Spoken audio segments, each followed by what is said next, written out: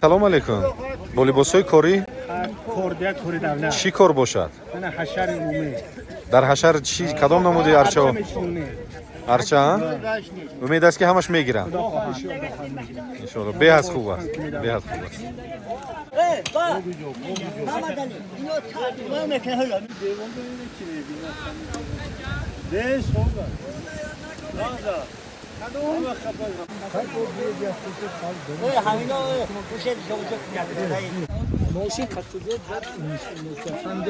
иншоалло.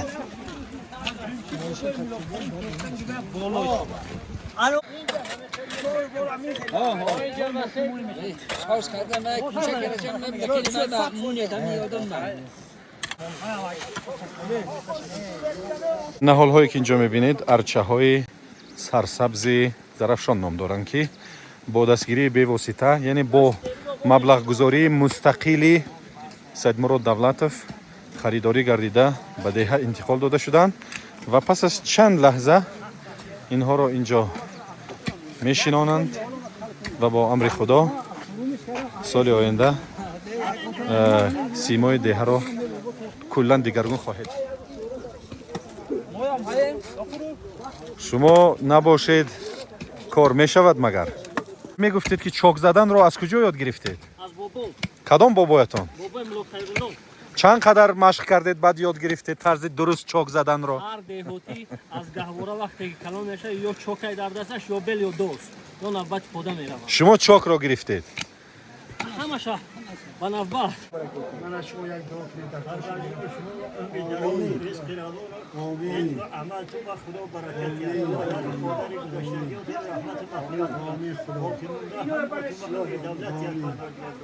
Кто думает, что только медведи, да, могут по тополям шариться, подниматься, но у нас в селе есть также такие люди, чья скорость превышает скорость медведя на сколько-то миль.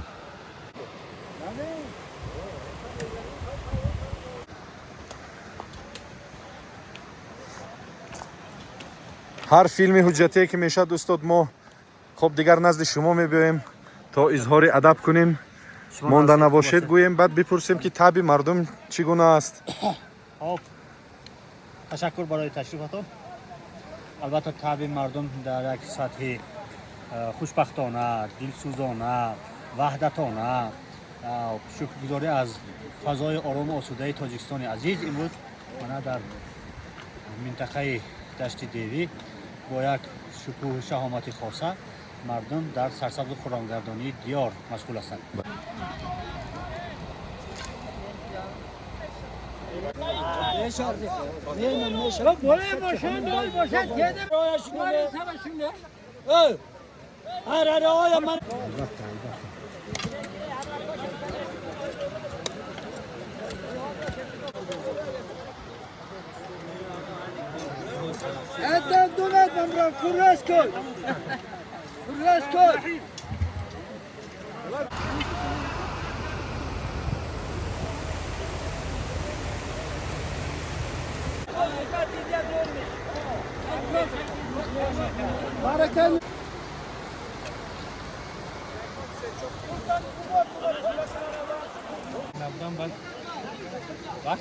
ҳамин бача ман як блоги расм медам ки аст монанд мекунам. кия ин бача? ин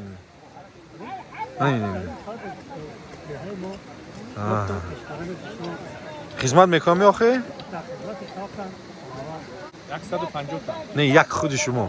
худи мо охмо дастаҷамона як бригада кор кардем. як бригада 150 та шинонде. 150 нафар шуд, аз поён сар кардем, ман инҷо ҷамъ кардем. бисёр хуб, бисёр хуб. иншоалло ки месабзанам. худо хад накун шумо бармед.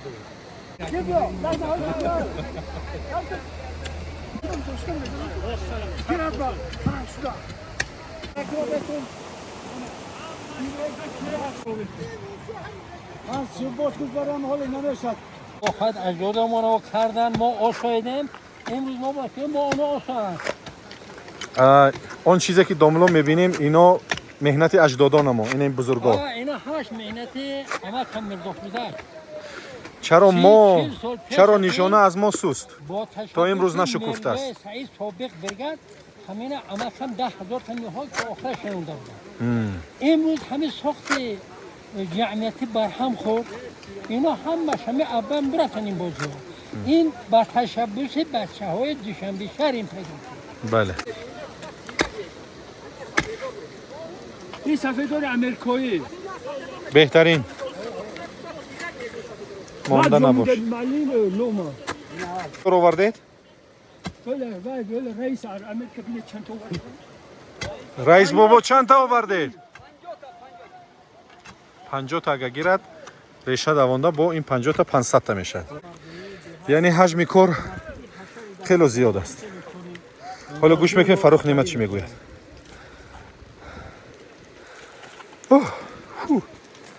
مانده نباشید بچه ها. گفت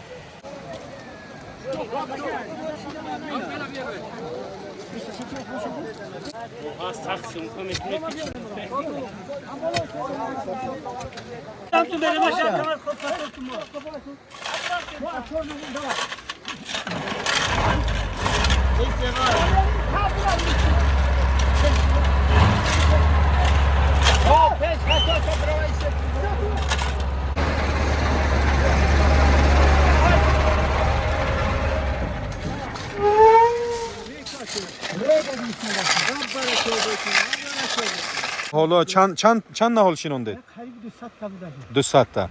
انشالله که سال آینده به 500 تا کردن در کار. نصیب.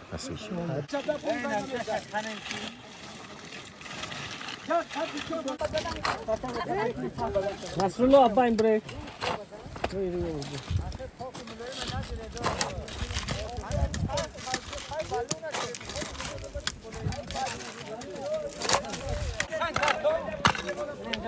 انا میگم کم راه کنم با ریچا ما پوشش میپرتیم نه جنبونه با